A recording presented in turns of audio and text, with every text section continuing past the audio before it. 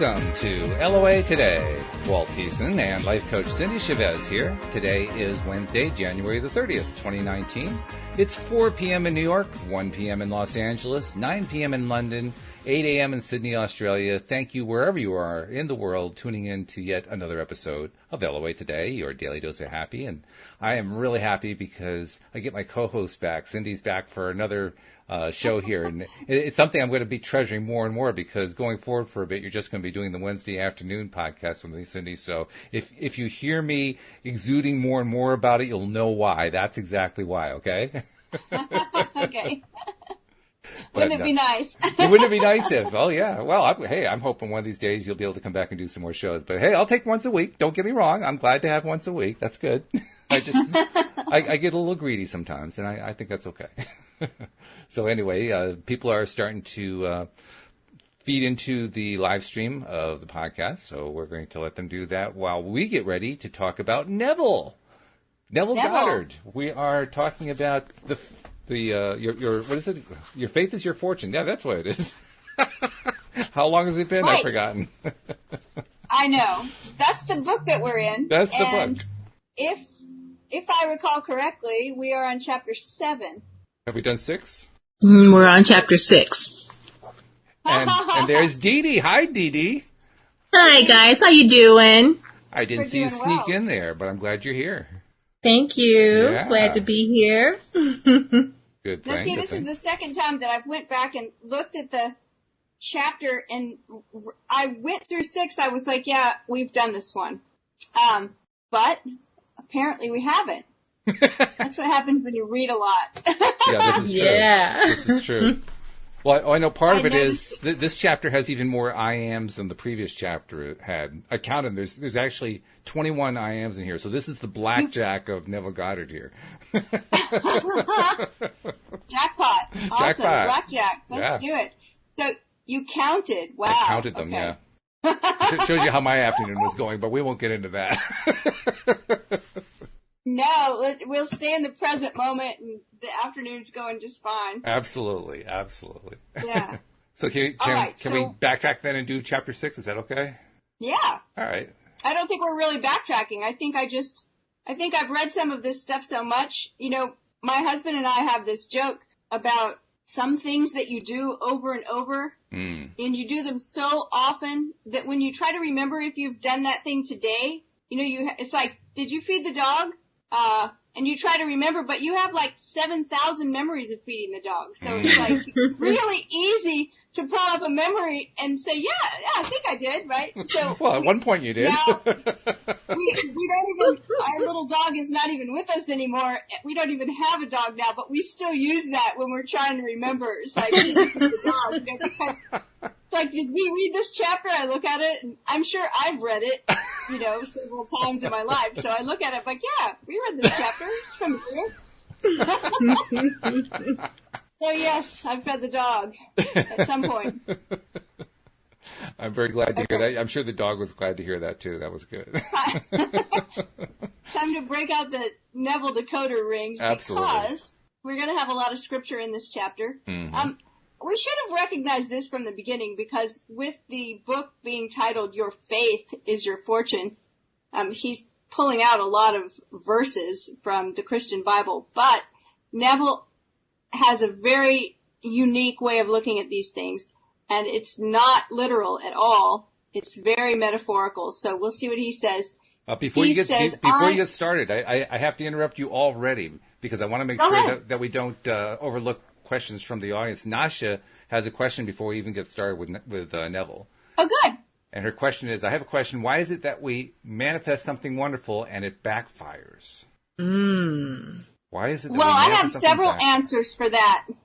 Okay. Because most of the time when we're trying to manifest something, I mean, I think we can probably all agree on this. A lot of the time, I should say, when we're trying to manifest something, it's something external. So we want a new person in our life, or a new job, a new car, a new house, right? Something external to us. And there's a really important part that Neville's been talking about forever that we talk about over and over, and that's identity piece. So it's the internal work that gets done that gets me ready to have that thing, whatever it is. Yes. Because if my identity, my internal part of me, isn't ready for that thing, it sometimes does feel like it backfires.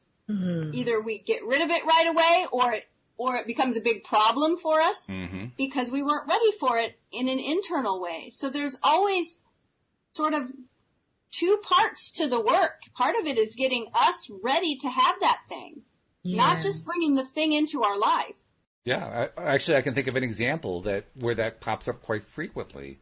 You see it a lot on Facebook where I can't remember what the name of that other group is. There's another group that gets a lot of activity, and the name is Elephants, something about elephants, but a baby elephant group. The question that pops up there routinely is, I'm trying to attract my twin flame, or I'm trying to attract my soulmate, and they get a lot of advice about that. And then about a month later, you see, I attracted my soulmate, I attracted my twin flame, but all these things are going wrong. Why is everything going wrong? Which is exactly what you're talking about there, because they weren't really ready for it on the inside. And it's so easy to overlook that piece. It seems like, of course I'm ready. I know I want this person in my life. How could I not be ready? There's also a really interesting piece to the whole idea of a soulmate. And I think there are different definitions of what a soulmate is. True. I use a definition that comes from sort of a Celtic idea of a soul friend, someone that's, going to just fit perfectly with you. But there's another idea of soulmate too, and that's someone who is going to help you grow personally. And that often doesn't feel very good. So, be careful what you ask for, because sometimes that idea of the soulmate is the person that's going to cause you to grow more than anyone's ever caused you to grow. This is true. Cause you all this discomfort, right?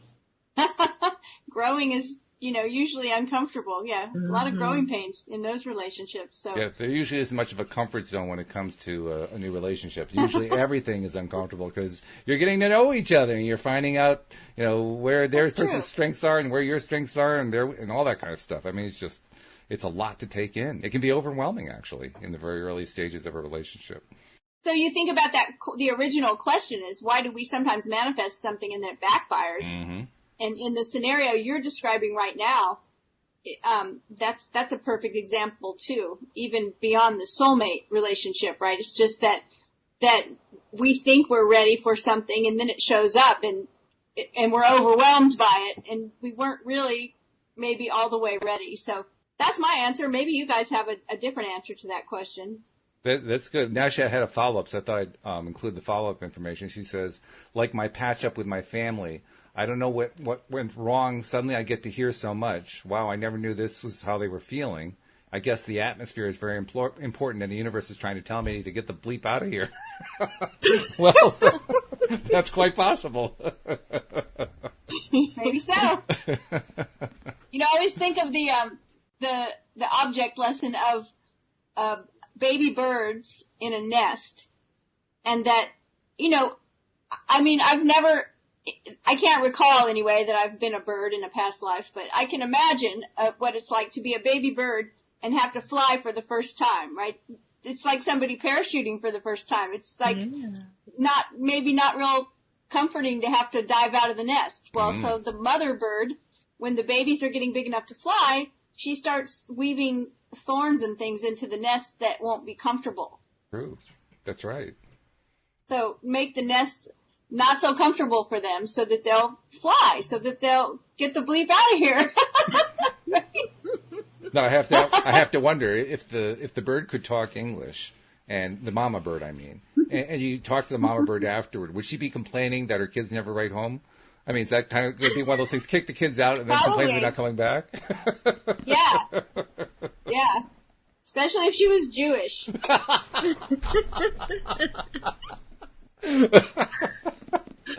I can say that because I'm Jewish. Yeah, you're the only one here. I can't possibly say that one. I'd get in so much trouble if I said something like that. The Jewish people sometimes think we have a monopoly on guilt, and Catholic people think they have a monopoly on guilt. it's just not, there's plenty of guilt to go around, right? Oh, on that note, let's do some Neville. Ready? All right. So the title of the 6th chapter is, I am he. For if ye believe not that I am, ye shall die in your sins. So I'll stop already, one sentence into the chapter, right, and just reiterate that when Neville talks about sin, he's going back to the original language where the word sin means that you've missed the mark, like shooting an arrow at a target and you missed the bullseye, or maybe you missed the target altogether. Just missed it. You've missed it. And when he talks about forgiveness of sin, he's talking about correcting it. So when he says, you have the power to forgive sin, he's saying you have the power to aim the arrow and shoot it straight now. You have the power to correct the things in your life that maybe you missed the mark about earlier. And so we look at this verse that he's quoting, for if you believe not that I am, you shall die in your sins. He's basically, remember that I am statement, he's talking about us. He's talking about us having the power to create. So he's basically saying if you don't believe that you have the power to create, then you're just going to die in this same space that you're in without ever correcting your path, without ever hitting the mark. Yeah. So, I did some extra research yesterday on this because these first couple of paragraphs really shook me up because Nasha and I had a conversation about 2 weeks ago, I think it was, about, does God create the bad things that happen in the world? And we were going around and around about that. So I had to look it up yesterday when I started this chapter. And it was saying that, like you said, sinning is missing the mark and it's having a goal in life and not hitting it by not assuming the feeling of the wish fulfilled, because it's when we don't do that, we doubt God. And that is the sin that he was talking about in the, research that I did. And he said, taking on the consciousness, assuming the feeling is the only way to reach our goal. So, yeah, missing the mark. Particularly ironic when you realize that God, as he uses that word, is also consciousness. Mm-hmm. Right? Right. Which is us. It is. Right? I am. Yeah. All things were made by him, and without him was not anything made that was made. Again, the replacement, him, consciousness. Mm-hmm. All things were made by consciousness, and without consciousness was not anything made that was made. This is a hard saying for those trained in the various systems of Orthodox religion to accept, but there it stands. All things, good, bad, and indifferent, were made by God. God made man, manifestation, in his own image. In the likeness of God made he him. Apparently, adding to this confusion, it is stated, and God saw that his creation was good. What are you going to do about this seeming anomaly? How is man going to correlate all things as good when that which he's taught denies this fact? Either the understanding of God is erroneous or else there's something radically wrong with man's teaching. It's a great point. And that's exactly what Didi was talking about. How do you reconcile the idea that everything is good that was created by God, and yet some things seem to be bad? How can that be? So let's see what Neville says. I have ideas, but I want to see what he says, because I have an idea, that nothing's intrinsically good or bad. I agree with you. I think that's where it's going to go, but let's find out. To the pure, all things are pure. This is another puzzling statement. All the good people, the pure people, the holy people are the greatest prohibitionists. Couple the foregoing statement with this one, there's no condemnation in Christ Jesus. There is therefore now no condemnation to them which are in Christ Jesus. And you get an impassable barrier to the self-appointed judges of the world. Such statements mean nothing to the self-righteous judges blindly changing and destroying shadows. They continue in the firm belief that they are improving the world. Man, not knowing that his world is his individual consciousness outpictured, vainly strives to conform to the opinion of others rather than to conform to the one and only opinion existent, namely, his own judgment of himself. When Jesus discovered his consciousness to be this wonderful law of self-government, he declared, "And now I sanctify myself that they also might be sanctified through the truth." He knew that consciousness was the only reality, that things objectified were nothing more than different states of consciousness. Jesus warned his followers to seek first the kingdom of heaven, that state of consciousness that would produce the thing desired, and all things would be added to them. He also stated, "I am the truth." He knew that man's consciousness was the truth, or cause of all that man saw his world to be. Jesus realized that the world was made in the likeness of man. He knew that man saw his world to be what it was because man was what he was. In short, man's conception of himself determines that which he sees the world to be. There's a really famous quote that often gets attributed to Anais Nin. It says, "We don't see the world as it is, we see the world as we are." Actually from the Talmud. It's not Anais Nin's quote. It's a Talmudic quote. But it's what he's talking about right here, is that whatever's going on inside us, whatever our consciousness is, that's how we view everything. We always look through our own set of lenses. Mm-hmm. It reminds me of Abrahamic teaching, because Abraham also teaches that everything that's going on in the world is good. The world is not a broken world. Nothing needs to be fixed. It's all great the way it's working out. And that can rub people the wrong way, because a lot of people look around, they see all the stuff that they don't like that's going on. In fact, I saw a video today, again in conjunction with a Facebook post, and I don't remember what the exact wording of the topic was that Abraham was addressing, but the gist of it was what we're talking about here. I think they called it the big missing piece or something like that. And that big missing piece is people focusing on stuff that's really not them. It's not their business. It's somebody else's stuff. Mm-hmm. And Abraham makes the point in the video that when like we're the person who's seeing this injustice going on over there, we think to ourselves, boy, am I glad I'm not over there, because even just from over here where I am, that just seems so unjust. It seems terrible what they're going through. But if you actually talk to the person who's going through it, they may have an entirely different perspective of it from that. They may not see it as this horrible thing that they're going through. It's the perspective that makes the difference. Could very well be. And when you look at it that way, all of a sudden you start to realize, oh my goodness, how often am I projecting my fears on a situation I'm seeing somewhere else? Mm-hmm. Yeah, I had an experience like that with someone that I knew who had gotten into a new relationship, and one of their friends didn't think this relationship should be happening. Mm-hmm. Didn't think that this was the right person for her. Didn't think, and she was very happy, and the friend kept saying, I think you're all wrong for each other. This shouldn't happen. Mm-hmm. And the friend one day was sitting on a park bench, and her new partner was playing some kind of sport. So she was sitting there and she was watching him, and she said, "It was just the most wonderful day of my life. I was so happy. I was sitting there, I was watching him, he was having fun, the sun was shining, I was just loving it." And someone had taken a picture of her sitting there on the park bench. So she posted it somewhere on the web, and the friend said, "Oh, that picture was the saddest picture I've ever seen. You sitting there alone on the park bench, feeling so lonely and misunderstood, and she was like, "Are you kidding? It was the best day ever. Wow. I was sitting there feeling so happy." And I thought of this verse that I was talking about we don't see the world the way it is. We see it the way we are. I'm like, that had nothing to do with reality, right? It was all a story that she was, but I say that, but we all do the same thing. Yeah.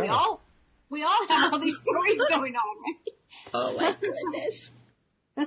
It's amazing we ever get out of our own way. I mean, it really is, because we just find so many ways to set up these false scenarios that aren't actually going on. True. Yeah. So true. So true. So many stories going on. So Neville says, creation is judged good and very good because it is the perfect likeness of that consciousness which produced it. To be conscious of being one thing and then see yourself expressing something other than that which you are conscious of being is a violation of the law of being. Therefore, it would not be good. The law of being is never broken. Man ever sees himself expressing that which he is conscious of being. You know, there's a little hint in that paragraph about what we talked about opening the show today with the question that Nasha had about manifesting something and then having it backfire, I think was the word that she used. Right. If you think about that, you know, what he's saying here, to be conscious of being one thing and then see yourself expressing something other than that which you are conscious of being is a violation of the law of being. Mm-hmm. And it says, therefore, it would not be good. Yeah, it is. When it's not feeling good because that happens, it's because whoever we think we're being is a little bit different than who we're actually being, right? Another way we get in our own way. The law of being is never broken. Mm-hmm. Yeah. Yeah. So be it good, bad, or indifferent, it's nevertheless a perfect likeness of his conception of himself. It's good and very good. Mm-hmm. That's really interesting. If you imagine a painting of some subject matter that's really awful. From but his it's rendered perfectly. Oh, okay. Mm-hmm. That's good and very good. Yeah. Right? I think we're starting to zero in on what you and I were kind of leaning to earlier, and probably Dee Dee too, and that is, it isn't so much good and bad, it's preferred and not preferred. It's what do we really want? You know, if I really want this thing, then for all intents and purposes, it's good, regardless of what my neighbor thinks about it. Well, and it's good in that it's a perfect reflection, whatever's happening. I mean, I can look around my environment and tell you exactly what's going on within me, because it's just outpictured here. Yeah, that's true. And if it's something, right, and it's good and very good in the sense that it's an exact outpicturing. Mm-hmm. Yes. I may not think it's very good. I may look around and say, yeah, this is not very good. But it's good in the fact that it's a perfect outpicturing of whatever's going on in my consciousness. One of my favorite phrases to use with somebody is good for you. And the reason I like that one is it doesn't have to be good from my perspective. All that it has to be is good from their perspective. And so I literally mean when I say that, that's what I literally mean. Yeah, it's good for you, and I'm really glad that it's good for you. And I'm sincere when I say that, because I know that they're enthusiastic about it. That's all I need to know. I love that. I'm going to put that in my toolkit. Well, thank you. You know, I think the thing that Nasha and I were freaking out about this, like creation is judged good and very good. We were talking about the bad things that go on in the world, you know, like murderers, child molesters, sex trafficking, all that stuff. How in the world create that? People create that. Exactly. But now that I'm reading this chapter, it's not that God judges it good, but it's the perfect manifestation of the person who's doing this stuff. It's what's in him, and he's manifesting it. So in that way, it's good. Yeah. But, you know, not that the thing is good. Yeah. So it's like it's in focus. Mm-hmm. Yes. Good way. You know, you go through all the pictures that you took, and there's the good ones and the bad ones. The bad ones are all fuzzy and out of focus. Yes. Right. So it's in focus. Now, there's also another thing that I find to be really empowering, and that's the reminder that the only time that, quote, bad, unquote, things happen to us is when we invite them in some form. And I'm not saying that we're looking to have bad things happen to us. I mean, we focus on stuff that doesn't really serve us, that doesn't feel good to us, and we persist in focusing on stuff that doesn't really serve us. And then all of a sudden we get a diagnosis of a disease, like, well, where did that come from? Well, I mean, how much time have you been focusing on the stuff that didn't serve you? Oh, yeah, I guess I was doing that. Well, knowing that to me is empowering, because now I know, okay, well, if I change my thought process, I can actually change my results. That to me is a very empowering thought. It is. And I'm also going to jump in and say that we need to be really careful when we get into that area where we're saying nothing ever comes your way unless you invite it. And the reason why I say that is because we can get into the area of victim shaming when we get there. True. Yes, that's true. And that there have been catastrophes. That's true. You know, in other words, I live in a state where a whole city near me was flooded, almost every single house. So to say to an individual that just lost their home, well, you invited it, I could never do that, because Do we attract vibrationally? Yes. But we also live on a planet with 7.8 billion people, and all those people have a vibration too. Mm-hmm. And remember that if you put two grandfather clocks in a room and the pendulums are going in different directions, eventually they will sync up and swing the same way. Our vibrations entrain to each other. So think about the entire world of people having a vibration. That affects us, right? And then there are things that are completely out of our control. Like people always bring up the Holocaust, of course, but other things like natural disasters and catastrophes. And, you know, so I'm really careful when I say things like that about, you know, the only way. And Neville would agree with you completely literally in that phrase, that the only way anything comes in is that you invited it. That's Neville to a T. I stand on the side of it's a little more complicated than that in my perspective, and that we live on planet Earth where there is a lot of contrast in our life, and that's just the way it's going to be. And contrast actually can be something that helps us and forms us and develops us and informs us. So it's not bad, but it's usually not comfortable, right? That's true. Wow, that reminds me. You guys remember when I think there was an earthquake in Turkey and all those people got killed, and there was a famous picture of a lady protecting her baby with her body, but she was not, you know, she was just protecting her baby from like the fallen rubble or whatever. You guys remember when that happened? I don't remember that. The Turkey I don't remember it either, but it sounds like earthquake. the kind of picture that would come out of something like that, so I can certainly, you know, Right. imagine it.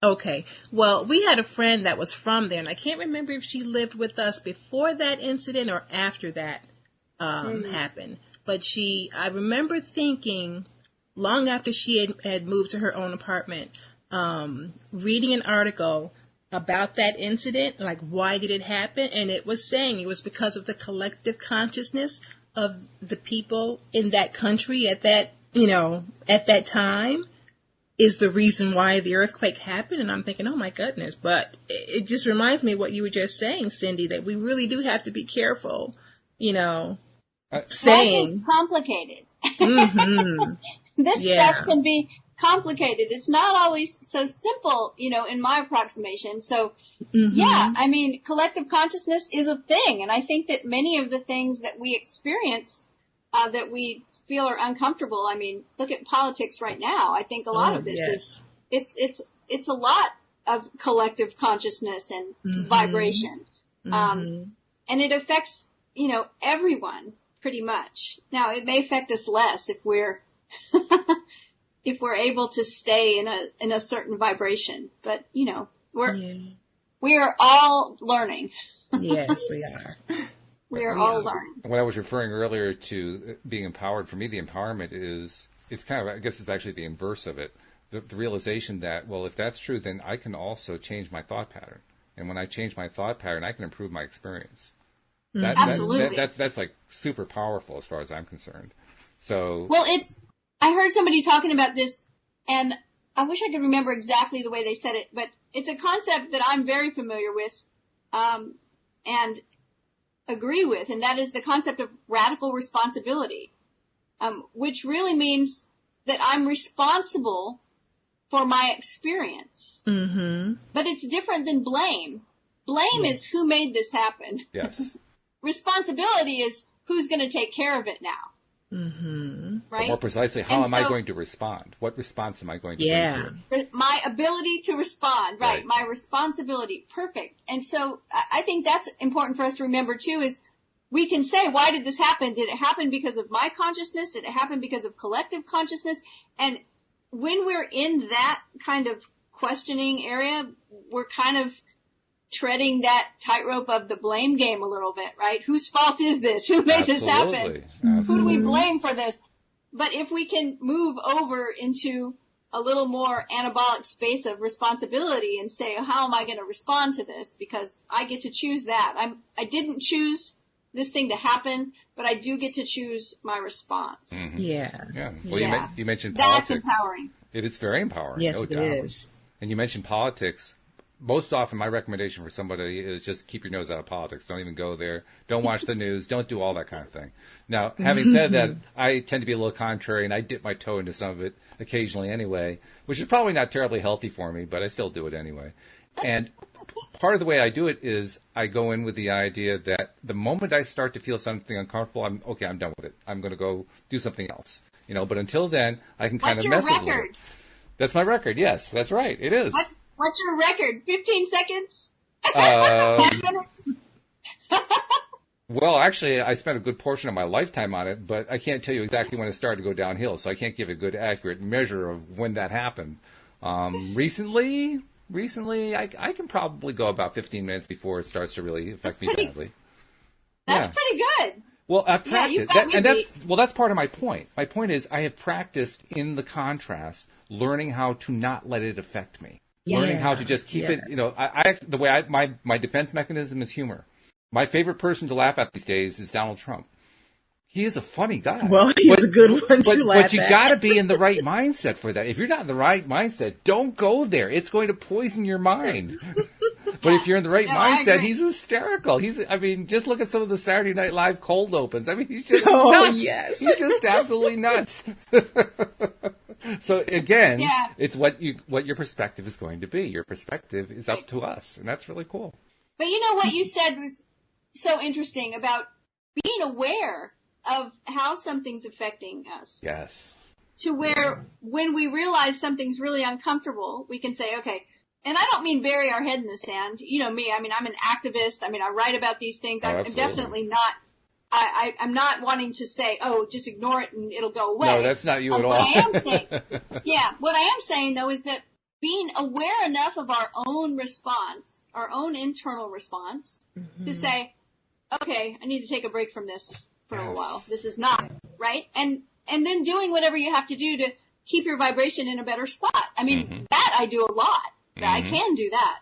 And so, I think we can, it's a learning curve sometimes to be able to keep that balance, but I think it's important that we do. I think it's one of the reasons why we talk about contrast. It's Abraham word. Contrast is an Abraham word describing, the plus and the minus, the good stuff and the bad stuff, all that kind of thing.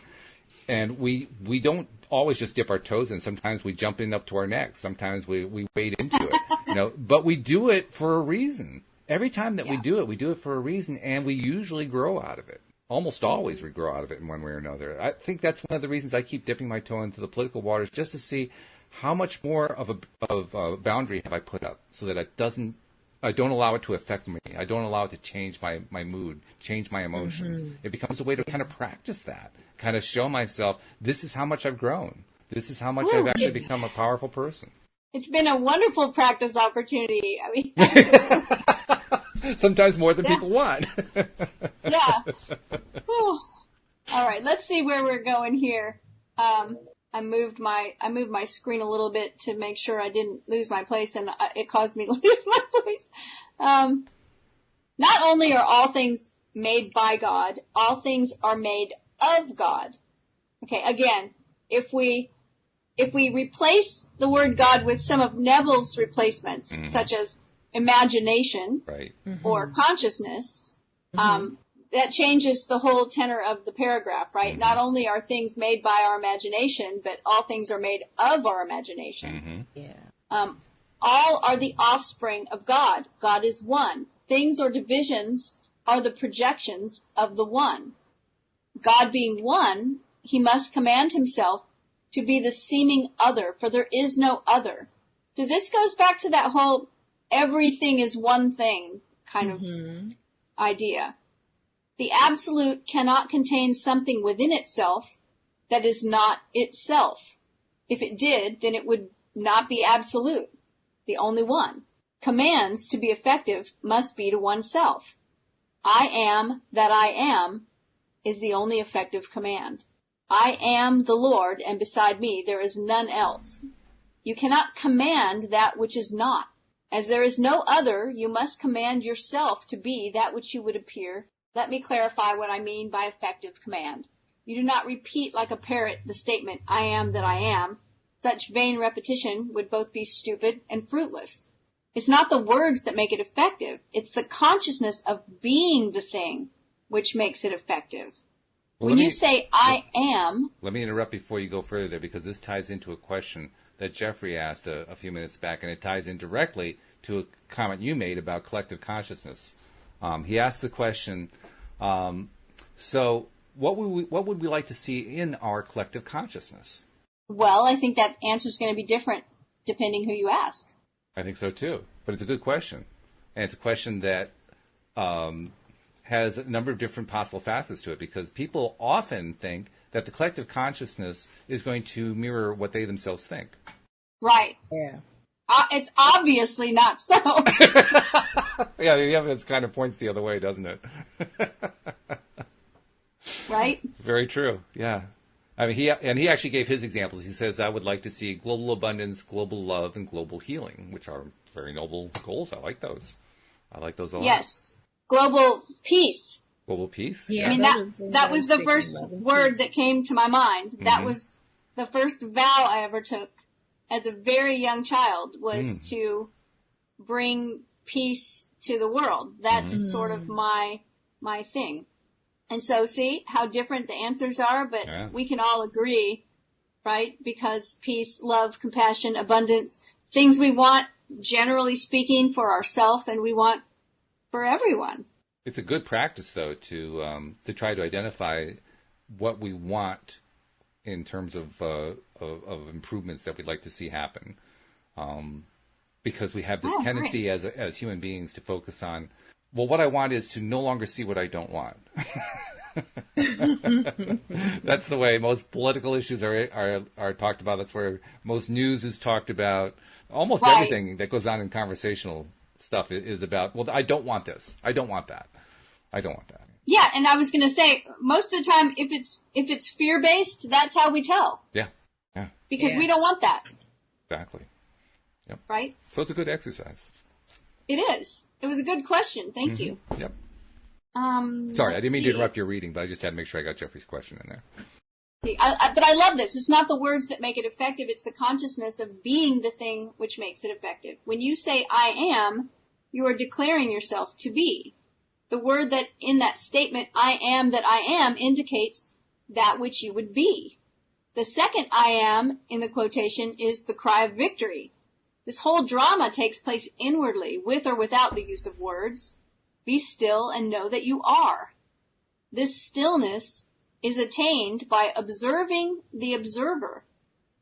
Repeat quietly, but with feeling, I am, until you have lost all consciousness of the world and know yourself just as being. Awareness, the knowing that you are, is Almighty God. I am. I think that the interesting thing about this whole train of thought here from Neville is that there has to be generally some time spent in quiet and stillness to reach this state. Yes. And we live in a busy world with all kinds of information streaming at us from every direction, from the telephone and the television and the computer screen and everything just coming towards us. And we often don't take the time to get still and quiet and reach this state. It's very true. Right. And there are a number of ways to do that, but it's a good practice to make sure we try to do it at least once a day, and preferably more often than that, so that we develop the habit of it. Right. Practice, practice, practice. And I always kind of feel like, and I coach people around other things with this idea, right? Like practical things, habits people are trying to adopt, whatever they are. Not necessarily meditation, but that small, consistent action is really powerful. And that's usually how we attain our goals. It's by small, consistent action. Mm-hmm. Whether it's saving money or whether it's, eating healthier or whatever. It's doing it consistently. Not just a big blowout, once. It's like, oh yeah, I meditated for 3 hours, 2 months ago, and then I never meditated again. 2 months ago. But even if you can just, bring yourself into a space where you're really conscious of, I'm turning my cell phone off, I'm shutting the door, I'm going to take 5 minutes to just sit still and breathe and be aware of my own being. If you did that every day, pretty soon, because I've had this happen to me, it's really funny. I used to meditate every day at 5 o'clock. It was just on my calendar. And I noticed that after maybe 3 weeks of it, I start looking at my watch. Oh, is it 5 o'clock yet? Because it went from being something I had to, make sure not to forget to something I was really desiring to do. And so I was excited about it. That's a good but point. I was consistent, It wasn't necessarily for a long period of time every day, but it was definitely every day. And having that kind of regular daily activity like that is, I think, no matter what the process is, whether it's meditation or almost any other process that we do, that's how we start to notice the change that's going on in us. Because until we have that regular practice, we don't really tend to kind of compare where am I at with my general thought process today compared to, say, a week ago or a month ago or 6 months ago. Because now we have a reason to kind of track it to see, is this paying off? Is this working for me? And then I look back and you mentioned earlier how I talked about how I would connect inside to see, well, I'm listening to this political stuff. How's it affecting me? And you were saying that's a good thing to do. That happens because I do daily processes. Until I did daily processes, I could never make that connection. That was not a possible connection for me, but now it is. Well, what's interesting is that it's all about awareness. Yeah. And that's what Neville's talking about. Mm-hmm. So a lot of times it's easy to go through life unaware, just kind of numbed out to what's actually going on with us because we get so busy we don't even take the time to process things. But when we start being consistent about some process, mindfulness and awareness, then, like you said, over time, it really becomes a great tracking mechanism. Yeah. And it's also kind of a reward mechanism built in because now I feel like, oh, I really am making progress. Even if there are certain things that I've been requesting haven't shown up yet, I know the progress is there. I can now see it. I can feel it. I can experience it. And that's exciting. Yeah. Yeah. Yes. So Neville talked about assuming the feeling. I remember a long time ago reading that he was explaining how to know when you're not in the consciousness of that which you want to be. He likened it to wearing new clothes. Okay. When you put on new clothes and you go out into the world, you don't feel natural in them. You think everybody knows you're wearing new clothes, and you feel sort of subconscious or whatever. And he says, but when you wear old clothes out into the street, they feel natural to you.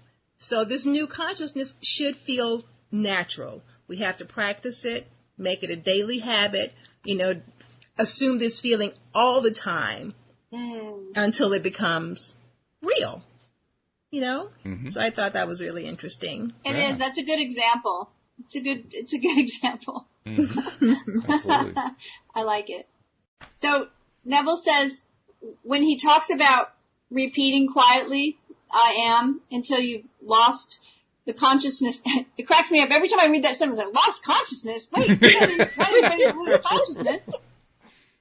Until you've lost consciousness of the world and you just know yourself just as being. He says after this is accomplished, define yourself as that which you desire to be by feeling yourself to be the thing desired, which is what you're talking about, Dee Dee. Mm-hmm. I am that. This understanding that you are the thing desired will cause a thrill to course through your entire being. When the conviction is established and you really believe that you are that which you desire to be, then the second I am is uttered as a cry of victory. This mystical revelation of Moses can be seen as 3 distinct steps. I am free, I really am. Makes me laugh. Because I think we've all had that experience of we often call it an aha moment, right? Mm-hmm. Yeah. Well, ever since we started reading this section of the book and all the I am statements that he's referring to, I've started incorporating it into my mirror exercises on some days, not all days. But I'll look into the mirror and I'll say, I am. Oh. I'll say, I am again. And I'll check my reaction. And if I don't see the reaction I'm looking for, I'll say it again until I get the reaction I'm looking for. It's an interesting thing to say to yourself, I am, while you're looking in the mirror. It's a weird thing. But I like that. It's good. That's really good to add that into the mirror work. Because I've been doing mirror work every day. Have you? Very brief. Yep. But, yeah. So, see, another thing I could add in there. Yeah. Let's see. It does not matter what the appearances round about you are like. All things make way for the coming of the Lord. I am the Lord, coming in the appearance of that which I am conscious of being. Okay, so once again, he's bringing it all back to the individual. Yep. He's talking about the coming of the Lord. He's using that phrase as saying that's the moment that we recognize I am. Yeah. All the inhabitants of the earth cannot stay my coming or question my authority to be that which I am conscious that I am. All the inhabitants of the earth are as nothing, and he doeth according to his will in the armies of heaven and among all the inhabitants of the earth, and none can stay his hand, nor say to him, what doest thou? The interesting thing here is that idea that there's nothing that can keep you from believing that you are that thing. I think we've all had to have had at least one experience in life where we were really convinced of something and just nothing was going to change our mind about it. And when it comes to ourself and our own individual I am statement and what we're committed to, that idea of like, no, this is who I am. No one can tell me that I'm not. I think that's what he's going for here. Absolutely. It's a conviction. Yeah, well, it's the same purpose for doing the I ams in the mirror work, to just remind myself, I really am, in Moses' words. I really am. I really am. I am the light of the world, crystallizing into the form of my conception of myself. Consciousness is the eternal light, which crystallizes only through the medium of your conception of yourself. Change your conception of yourself, and you will automatically change the world in which you live. Do not try to change people. They are only messengers telling you who you are. Revalue yourself, and they will confirm the change. They are only messengers telling you who you are. Oh my goodness. Boy, would that change? Punch in the gut, but it's so right. It changes every single perception we have about all these things we don't like about the what's out in the world. Oh no, it's just a messenger about who you are. Oh damn, it's me again. Oh no. That's right. I heard somebody say that one time. I'm trying to remember. They said they were asking this teacher about speaking in front of a group, and they said, but what about all the people that are there? And the teacher said, just you. Just you. Yeah, okay. Remember that. They're only messengers telling you who you are. Revalue yourself. I love that word. Revalue yourself. Yeah. And they will confirm the change. So, that idea that when we change our perspective, everything changes. When we change the way we look at things, the things we look at change. When we change our conception of ourselves, then we change the world. Mm-hmm. Yeah. Now you will realize why Jesus sanctified himself instead of others. Why to the pure, all things are pure. Why in Christ Jesus, the awakened consciousness, there's no condemnation. Awake from the sleep of condemnation and prove the principle of life. Stop not only your judgment of others, but your condemnation of yourself. Oh boy, triple underline there. Yeah, I heard someone say one time, I think it was Gay Hendricks, say that one of the ways that you can tell if you're not loving yourself is by how often you judge other people.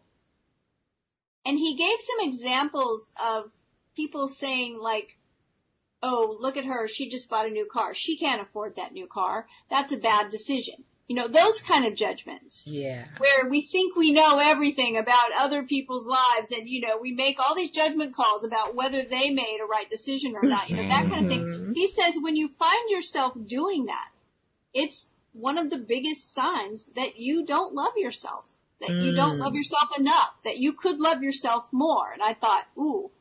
Yeah. Wow. Okay. Yeah.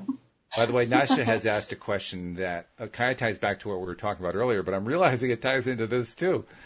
She says, what does LOA say about committing suicide? As Abraham Hicks says, we all leave our bodies when we want to. So does that make natural death and suicide the same thing? I don't know what Neville says about suicide. I'm trying to remember what I've heard Abraham say. And I think it's that we all get to make our own choices. Right. Do you have any recollection of? Oh, definitely. They're very clear about that. They say that Okay. every one of us, without exception, makes the decision about when we're leaving. Not just the suicides, Everyone. but all of us. Everyone. Yeah. Yeah. So I guess A you have thought to that just came to me about the suicide thing is if we look at life as a gift from God, committing suicide is like throwing that gift back in his face. Dang, this is crap. You know, I don't want it, so I'm out of here. I agree that we all, you know, have to make our own decisions about things. It's only we, you know, can live with whatever's going on with us. But I really do think it's like a slap in the face. Well, I'll tell you what, I'm going to bring in a different viewpoint here if he's interested, because Louis D'Souza, who does the Monday morning podcast with me, has logged onto the platform. And Louis, if you're interested, we'd welcome you coming on to share your opinion. Are you there? Can you hear me? Yes, we can hear you. Hi, Cindy. How are you? Hey, it's good to hear your voice. How are you? Very well, thanks. Very well. I just popped on because I wanted to test my blue jeans, so sorry about that. That's all right. No, that's perfect. I thought I had no idea somebody anyway. would be on. I just wanted to Awesome. set it up. I just redone my PC. Hey, if you've got There are no things mistakes. to do. See, this There ties are in no perfectly. mistakes. You're right. It came in at the right time. This ties in perfectly with what we talked about before, about making assumptions about what's going on with somebody else's life. I made an assumption you were here to talk to us. Nope, that was the wrong assumption.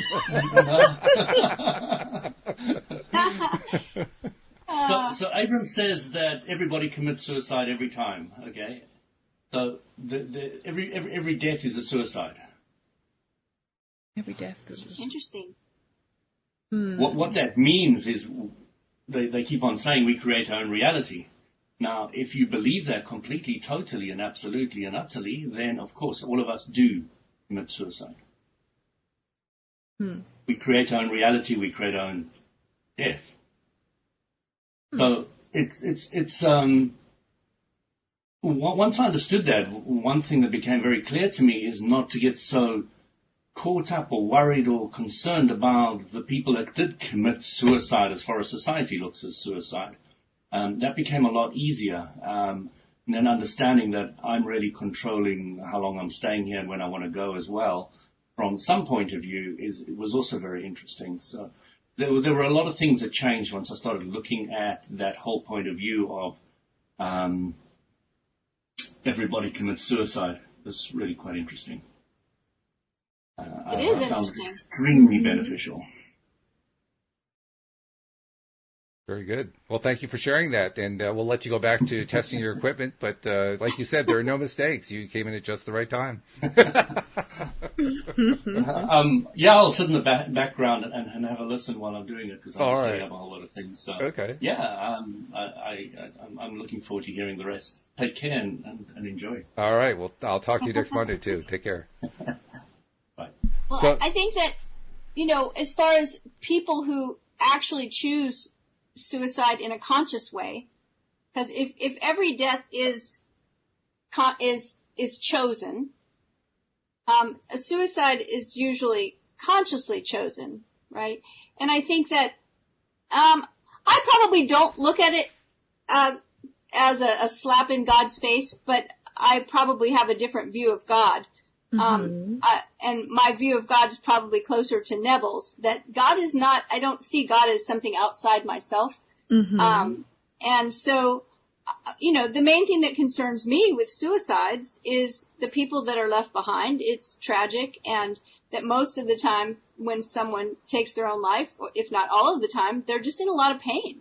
Yeah, they just want the pain to end. Yeah, and so they're not seeing their life as a gift at that point. They're struggling, and they're in pain, and they're making a decision from that point, and they're just wanting to relieve the pain. Yes. And so that's hard in our as a society. I think it's something that we need to learn more about. And just because it's hard on the people that experience their loved ones making that choice. But very true. We still get to make the choice. Yeah. Right? Can I tell you guys a funny story? Sure. It's about Neville and Abdullah. Okay. We just read that he said, to the pure, all things are pure. Well, right. Neville was just fascinated that Abdullah was able to eat a bowl of ice cream and drink a glass of rye every single night. He was like, well, how can you do that? What a combination. How can you do that and it not kill you? Well, Abdullah was like, well, it would kill you. You can't do it because you don't believe. You don't believe that these things are pure. I do. You think there's something wrong with eating meat. You think there's something wrong with this and that, so therefore it would kill you. Abdullah sounds like Abraham. He does, in that sense, yeah. Right? Yeah. Yes. It's like the worst thing you could ever do is something that you think is bad for you. Right. That's good. That's funny. What was that, Louis? I love that story, Deirdre. Love it. I love it because it reminds me of Ramdas's story where he goes to this. He's a Harvard professor, and he went to India to sit at the feet of a guru. And his guru kept on saying to him, his guru, you must try these drugs. You must try these drugs. And eventually, the guru got to a stage where he said, we'll bring this to a head. And he said, okay, bring me your drugs. He said, okay, how much? He said, bring me all your drugs. So Ramdas went and he got his whole stash of drugs and brought them back. And the guru sat in front of him and took all the drugs and continued chatting to Ramdas, and as though nothing happened and nothing did happen to him. And it's a great example of exactly the same thing. For Ramdas, he would have tripped out all over the place, but when somebody believes that he has total control, and as the main host of the podcast, I want to make sure that I tell our audience we are not recommending that you do the same thing that guru did. We are not recommending that at all. We are not recommending that you do all the drugs. No, do not do this.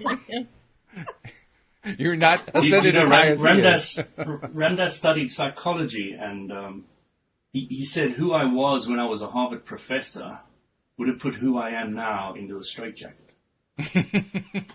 Yes. Because he had changed so much, and he was in such a different wavelength. Yeah. I love one thing that he says. He says we're all just walking each other home. Oh, that's nice. Yeah. I like that. Wow. Very good. Yes. Well, the only sad part is we've run out of time, because this is great. I'm loving this. But unfortunately, we're going to have to finish Chapter 6 next week. But Cindy, let's mark it, make sure we know exactly where we are, because I mean, we always get lost. Okay, so we got it down this time. This is great. Dee Dee, thanks for jumping in also. We love the commentary you brought to the table here. Thank you, guys. I love you. It's so much fun. Thanks to our friend Louis also for jumping in. Louis, we appreciate your insights. Cheers, and to our thanks listeners. for having me ad-lib here. Absolutely. Loved it. And thanks to our nice to touch base with other hosts. It's great. It's great. That's what makes this thing so cool. I love it. I never would have thought of this, 6.5 years ago when I started this. I never would have thought it would turn into this, but this is great. I am loving this. Yes. So with all that in mind, we're going to say thank you for listening. We'll see you all next time here on LOA Today. Goodbye, everybody. Bye, everyone. Bye.